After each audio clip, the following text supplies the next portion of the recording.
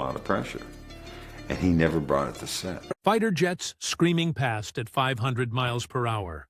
Tom Cruise in aviators with a grin that definitely violated at least 3 military regulations. And a soundtrack that made Danger Zone the official theme song of highway on-ramps everywhere. Top Gun hit theaters in May of 1986 and made being a fighter pilot look cooler than being a rock star. Part action blockbuster, part Navy commercial, part 2-hour advertisement for sunglasses that were literally dying before this movie saved them.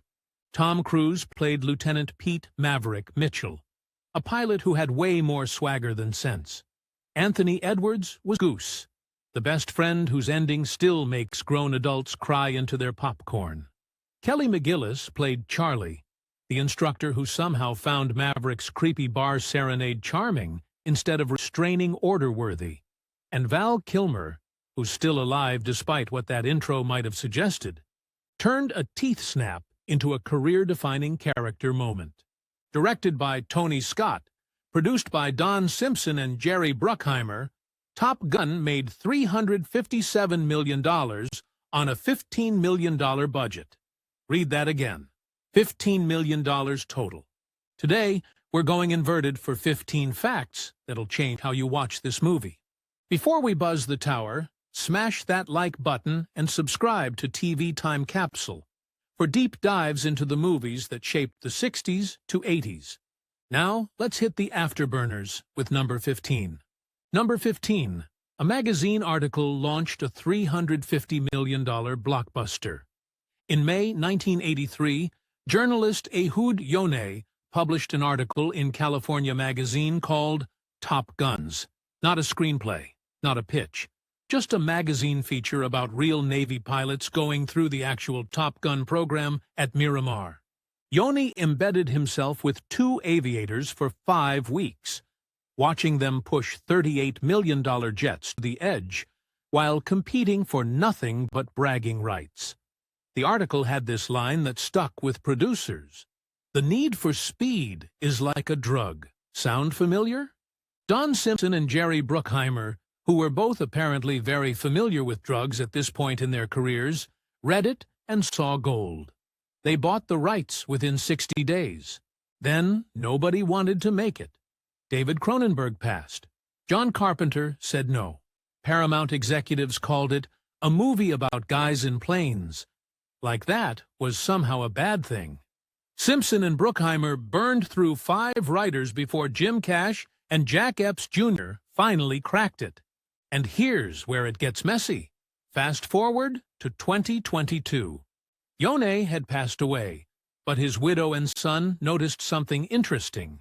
Paramount's rights to the original article had technically expired in 2020. Top Gun, Maverick came out in 2022. See the problem? They sued for copyright infringement, claiming Paramount made a $1.5 billion sequel without paying for the source material. Paramount's defense? The sequel is so different from the article that it doesn't count as derivative. The court agreed. Paramount walked away clean. Turns out the most unrealistic thing about Top Gun wasn't the physics-defying stunts. It was Hollywood's contract lawyers. Number 14. Paramount paid $1.8 million to rent the Navy. Here's a fun math problem. You're making a $15 million movie. The military wants $7,600 per hour to rent you an F-14 Tomcat. Each flight scene needs multiple takes. How fast do you go broke? Answer: surprisingly slowly, because Paramount had leverage. By the time production wrapped, the studio had paid the Pentagon $1.8 million for jets, aircraft carriers, and access to Miramar. That's 12% of the entire budget just to borrow the Navy's toys. And somehow, it was the deal of the century. Want to know why? A single F-14 cost $38 million to build. Paramount got to crash zoom past aircraft carriers with multiple Tomcats for the price of half of one plane. Try recreating that with models and whatever Commodore 64 CGI they had in 1986. But here's the kicker nobody talks about. The Navy didn't just rent equipment. They paid Paramount $1.2 million in technical consultation fees. Read, product placement money. The Navy literally paid to be in their own recruitment film. Both sides knew exactly what they were doing. Paramount got authentic military hardware that made the movie look like it cost $100 million. The Navy got the most effective enlistment tool since Uncle Sam started pointing at people. It's not product placement when you pay someone to advertise your job. It's just genius. Number 13. Tom Cruise was the fifth choice for Maverick. Tom Cruise as Maverick feels like destiny now. In 1985, he wasn't even on the short list.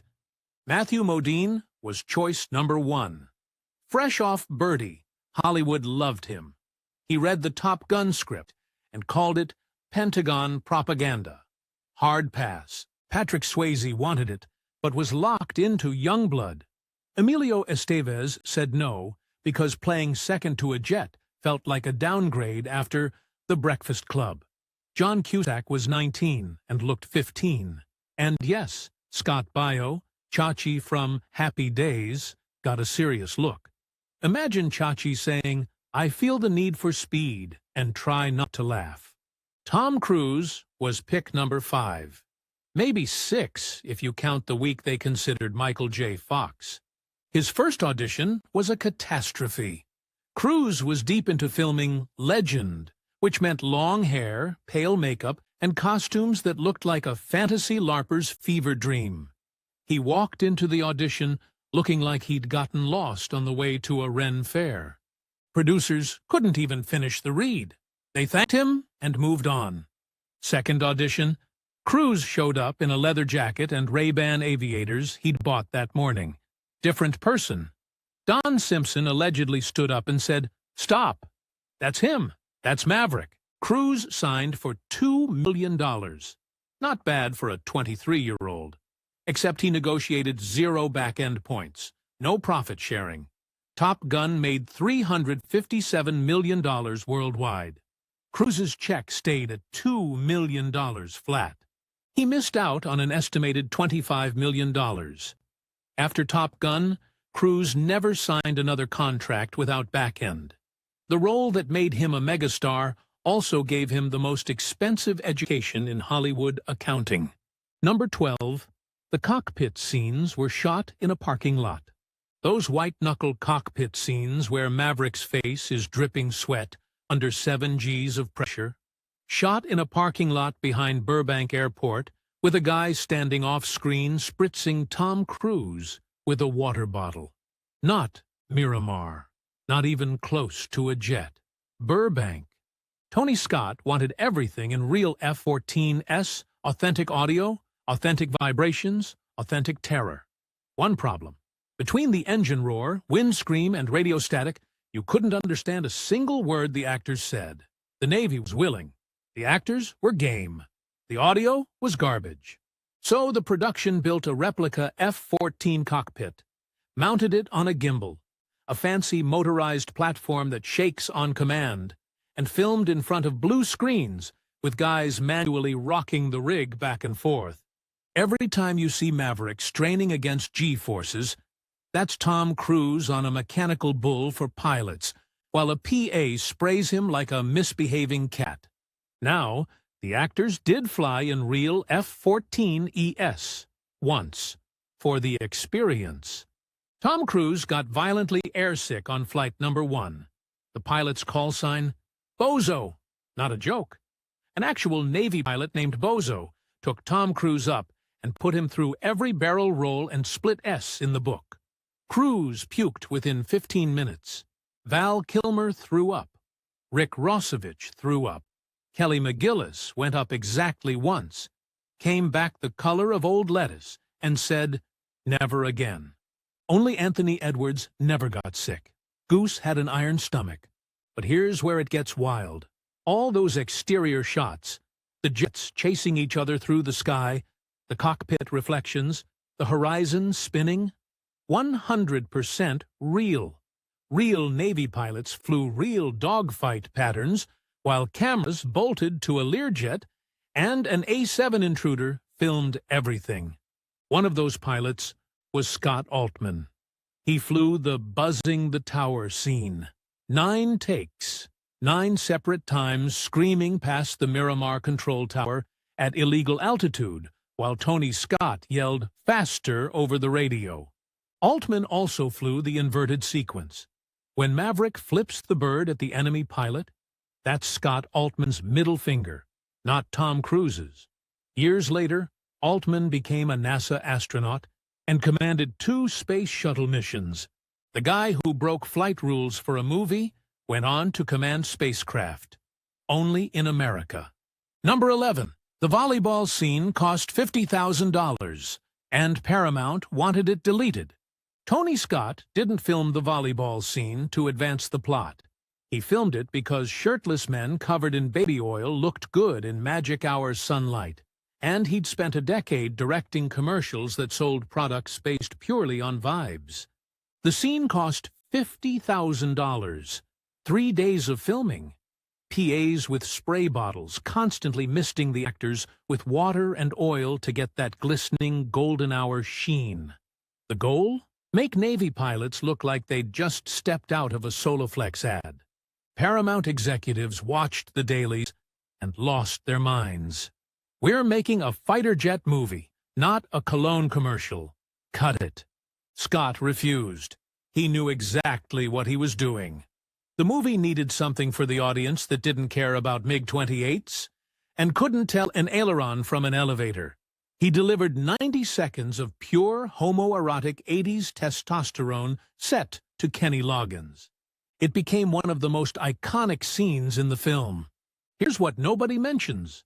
The scene accidentally became a gay cultural touchstone. Quentin Tarantino dissected it in The Celluloid Closet, calling Top Gun a story about a man's struggle with his own homosexuality. Film scholars have written actual academic papers about the male gaze in this scene. Number 10. Ray-Ban was dying until Maverick saved it. In 1983, Ray-Ban aviators were in trouble. The brand was selling 18,000 pairs a year. 18,000 total, nationwide. They'd been designed in 1937 for actual military pilots. By the 80s, they were what your dad wore to embarrass you at the grocery store. Bulky, outdated, aggressively uncool. Ray-Ban had caught a break in 1983 when Tom Cruise wore Wayfarers in Risky Business. That saved one product line, but aviators were still circling the drain. Then Maverick put them on. Within 7 months of Top Gun's release, aviator sales jumped 40%. Not 40 units, 40%. Malls turned into Maverick cosplay auditions. Teenagers stood in front of mirrors trying to figure out if they had the face to pull off gold-rimmed pilot shades. For summer 1986, those glasses stopped being eyewear and became an attitude. You weren't buying sunglasses. You were buying the confidence to flip off a MiG while going 400 knots inverted. What made it work? Authenticity. The costume designer didn't pick aviators because Ray-Ban paid for placement. They picked them because that's what real Navy pilots wore. The brand didn't pay a dime for the exposure. By 1987, Ray-Ban was selling millions of pairs annually. By the 90s, aviators were a global icon. And in 2022, when Top Gun, Maverick hit theaters, sales spiked again. 36 years later, the same effect. Sometimes saving a dying brand just takes the right actor, the right movie, and the right, I'm about to do something incredibly stupid, grin. Number 9. Val Kilmer tried to sabotage his audition. Val Kilmer thought Top Gun was beneath him. He'd just done Top Secret and Real Genius, quirky comedies that let him be weird and smart. Top Gun looked like military propaganda written by someone who thought depth meant flying lower. He told his agent, no, hard pass. One problem. Kilmer had signed a 3-picture deal with Paramount. The studio exercised the contract. He had to audition. So Kilmer showed up in oversized green Australian shorts, read his lines like he was ordering coffee, and gave the energy of someone at the DMV. His plan? Make them not want him. Paramount cast him anyway. Kilmer was furious. That anger became the character. On set, Kilmer stayed in character off-camera. He avoided Tom Cruise. He ate separately. He made it clear that Iceman thought Maverick was dangerous and reckless, and Val Kilmer thought Tom Cruise's whole golden boy thing was annoying. Whether that was acting or genuine resentment, nobody knows, but it worked. Their scenes don't feel scripted. They feel like two people who legitimately don't like each other. Kilmer also built the character from nothing. The script barely gave Iceman any personality. So Kilmer invented a backstory. Distant father, approval-seeking overachiever. Man who needed to be perfect because anything less was failure. And that teeth chomp? Pure Kilmer. He later said he imagined Iceman's dad chewing ice like a wild dog. That tiny predatory snap toward Maverick turned a flat rival into something genuinely unsettling. By the end of filming, Kilmer had changed his mind. He loved Tony Scott's energy. Iceman became one of his defining roles. When Top Gun, Maverick was in development, and nobody called him, Kilmer didn't wait. He wrote scenes himself and sent them to Tom Cruise. The actor who tried to fail his audition fought to come back 36 years later. Number 8. The enemy planes were American jets in disguise. The Soviet MiG-28s in Top Gun are about as Russian as a Costco hot dog. In 1986, you couldn't just call up Moscow and ask to borrow military hardware for your Tom Cruise movie. So, Hollywood did what it does best. Faked it. The enemy jets were Northrop F-5 Tiger IIs, American-built planes the Navy already used as aggressor aircraft in training. They painted them flat black, slapped red stars on the tails, and called them MiG-28s. Next to the massive F-14 Tomcats, the smaller F-5s looked like scrappy underdogs, which made for better visuals. In reality, the enemy was just the Navy's sparring partner wearing a disguise. Here's the tell. Real Soviet MiGs were odd-numbered. MiG-15, MiG-21, MiG-23, MiG-29. Naming the bad guy MiG-28 was the screenwriter equivalent of winking at the camera. Aviation nerd clocked it immediately. But the fake designation gave the script freedom. MiG-28 doesn't exist? Then it can do whatever the scene needs. 4G negative dives, sustained inverted flight, maneuvers that would rip the wings off a real jet. The movie also never names the enemy. No Soviet Union, no hammer and sickle, just the enemy, with red stars and vaguely threatening vibes. That kept Top Gun from dating itself. The conflict stayed timeless. Us versus them. Skill versus skill. Ironically, using F-5s made the movie more realistic. The real Top Gun school used F-5s as adversary aircraft for decades. When Maverick studies enemy jet silhouettes in class, he's literally looking at the same planes Hollywood repainted for the dogfight. The scariest villain in Top Gun was an American jet in cosplay, with a made-up name that any pilot would recognize as fake in 5 seconds. Number 7. The inverted shot defies physics. The inverted shot, Maverick upside down above a MiG, giving the finger while Goose snaps a Polaroid, is the most iconic image in Top Gun. It's also completely impossible. Show this to a real F-14 pilot, and they'll explain very patiently how the twin-tail stabilizers would shred both planes into confetti before you got within 50 feet. The aerodynamic turbulence alone would slam the jets together like magnets. And even if you solved the geometry, you've got 15 seconds before fuel starvation kills the engine. Inverted flight isn't sustainable.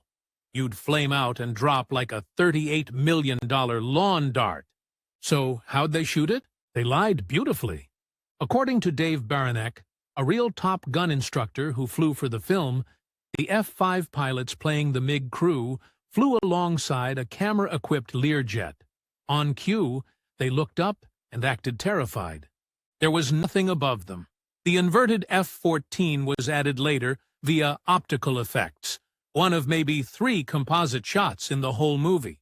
The most legendary moment in Top Gun is 2 actors staring at empty sky while a director yells, "Look scared." The dialogue makes it worse.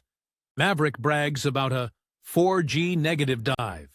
Physics-literate people winced. If the F-14's inverted pulling positive Gs, the MiG would need to pull negative Gs to match. The human body blacks out around -3 Gs. Your eyes would hemorrhage. But Tony Scott didn't care. He wasn't making a documentary. He needed an image that screamed danger and swagger. He got it. The fact that it's physically impossible just made it more memorable. Number 6. Tom Cruise learned motorcycle in 3 days. The 1984 Kawasaki GPZ 900R Ninja was the first production motorcycle to crack 150 miles per hour. Top speed, 151. Liquid-cooled inline-4 engine. 16 valves. It was less a motorcycle and more a land-based missile you could buy at a dealership. When Maverick races an F-14 down the runway, he's on the fastest street-legal bike on Earth. Here's the problem. Tom Cruise had never been on a motorcycle, ever. Production needed him riding in 3 days. He showed up at House of Motorcycles in El Cajon, California, where the staff taught him clutch control in the parking lot. 72 hours later, he was doing 60 miles per hour runs on a runway with no helmet, because Tony Scott thought helmets looked uncool. Every mom in America wrote angry letters. Insurance companies had aneurysms. But it gets better. Kawasaki's marketing director, Mike Vaughn, got a call from Paramount asking for 3 free bikes in exchange for exposure. Vaughn had been burned before by productions that borrowed bikes and returned them destroyed, if at all. He offered dealer cost instead. Paramount threatened to use Honda's. Vaughn gave them Honda's phone number. Paramount bought the bikes from a San Diego dealer and stripped the Kawasaki logos off, leaving only the Ninja badge visible. Didn't matter. After Top Gun dropped, Ninja became synonymous with fast. Kawasaki's sport bike sales exploded. The GPZ 900R had a 2-year wait list. 1 3-day crash course and 0 product placement money created a marketing phenomenon that lasted decades. Number 5. Kelly McGillis stood in trenches to look shorter. Kelly McGillis is 5 feet 10 inches. Tom Cruise is, officially, 5 feet 7 inches. Unofficially, closer to 5 feet 6 inches without shoes. In 1985, this was a crisis. Hollywood had one ironclad rule. Leading men must look taller than their female co-stars, always. The production deployed an entire arsenal. McGillis wore flats in every scene. Tom stood on apple boxes hidden behind furniture. The bed in the love scene was angled so the camera looked up at Cruise. Bar scenes kept Tom standing while Kelly sat. When camera tricks didn't work, they dug trenches, actual trenches, on the Miramar tarmac. If you watch closely, Kelly McGillis is standing slightly below ground level in multiple scenes. They dug holes for her to stand in so Tom Cruise looked taller. The irony? Their chemistry was electric. McGillis later said Cruise's intensity intimidated her, which made the dynamic feel real. Cruise admitted, "Kelly intimidated me, and I liked that." The height war became Hollywood legend. Every Tom Cruise movie since has used the same bag of tricks. Mission: impossible films keep his co-stars in flats. Jack Reacher ignored the source material's 6 feet 5 inches description entirely. McGillis came out as a lesbian years later and reflected on the role. Playing a straight love interest opposite Tom was a challenge. But it was the 80s. We did what the script required. The role made her famous. The trenches were real. And somewhere, a PA with a shovel earned their paycheck. Number 4. The love scene was shot 5 months after filming Wrapped. The Take My Breath Away love scene, drenched in blue light and slow-motion romance, wasn't in the original movie. Test audiences in New York and L.A. loved Top Gun. Chicago audiences walked out saying, "Where's the love story?" The studio panicked. They'd wrapped production. Everyone had moved on. Tom Cruise was shooting The Color of Money for Scorsese. Kelly McGillis was on another film and had dyed her hair dark brown. Tony Scott had to fly to Chicago and personally ask Martin Scorsese to borrow Tom Cruise for one day. Scorsese, being Scorsese, said yes because he respected the hustle. Now came the hard part, hiding the fact that 5 months had passed. Kelly wore a baseball cap in the elevator to cover her now brown hair. Tom appeared soaking wet, not for sex appeal, but because wet hair flattened down and matched his earlier look. The love scene itself, shot almost entirely in silhouette, backlit in blue, specifically so you couldn't see that Kelly's hair was the wrong color. A continuity nightmare became the most romantic scene in the movie. Limitations forced creativity. The 80s in a nutshell. Number 3. Every hit song was a reject nobody wanted. Top Gun's soundtrack went number 1 for 5 weeks, sold 9 million copies, and became the sound of 1986. Almost none of it should exist. Danger Zone got passed around like a cursed artifact. Jefferson Starship said no. Too military. Toto's lawyers blocked them. Bryan Adams refused, said the movie glorified war. Corey Hart only sang his own material. Rio Speedwagon's Kevin Cronin admitted the notes were too high. Kenny Loggins was already at the studio recording Playing with the Boys when he heard Danger Zone was available. He grabbed it, recorded it in one session. Career-defining hit. It peaked at number 2, blocked by Peter Gabriel's Sledgehammer, but became the universal sound of adrenaline. Take My Breath Away had darker drama. Giorgio Moroder offered Berlin both songs, hoping they'd pick Danger Zone. Singer Terry Nunn wanted the ballad. Guitarist John Crawford hated it. Not their style, not their sound. He refused. The label forced them. Nunn recorded it in 2 takes. She was crying during the session because the band was imploding. The song hit number 1 in 24 countries, won an Oscar, won a Golden Globe. A year later, Berlin broke up. Crawford and Nunn never spoke again. That song destroyed the band and made Nunn's career simultaneously. 2 songs, 2 disasters. One became the jukebox of summer 1986. Number 2, a real pilot passed away filming Goose's scene. Art Scholl was a legend, U.S. National Aerobatic Champion, Hollywood's go-to pilot for impossible shots. His resume included The Right Stuff, Blue Thunder, Indiana Jones, and The Temple of Doom. On September 16, 1985, Scholl took his Pitts S-2 biplane up off the coast of Carlsbad, California. Mission: film a flat spin for the sequence where Goose and Maverick lose control. He entered the spin at 4,000 feet. Intentional, controlled. At 3,000 feet, his voice came over the radio. "I've got a problem here." At 1,500 feet, "I really got a problem." Then silence. The plane hit the Pacific. Only debris was recovered. Art Scholl was 53. The cause was never determined. Speculation ranged from camera equipment shifting the balance, to control failure, to spatial disorientation. No black box, no definitive answer. The film's end credits say, "In memory of Art Scholl." Here's what haunts people. The footage Art Scholl captured before he went down? It's in the movie. The spinning horizon, the out-of-control instrument panel, the terror of a flat spin. When Maverick screams, "I can't control it," he's echoing Art Scholl's Final Transmission. Every time you watch Goose's ending, you're seeing a real pilot's last moments. The aviation community created the Art Scholl Memorial Fund. His name lives on in aerobatic competitions, but his final flight is preserved in a movie millions have watched.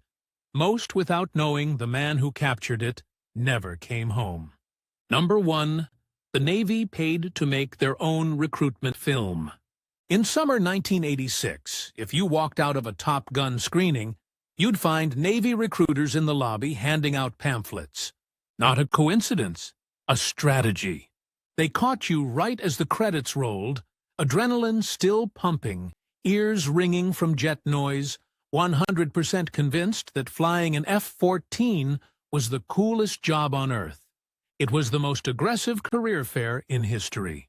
Reports claim Navy aviation interest spiked 500%, though the official number's never been confirmed.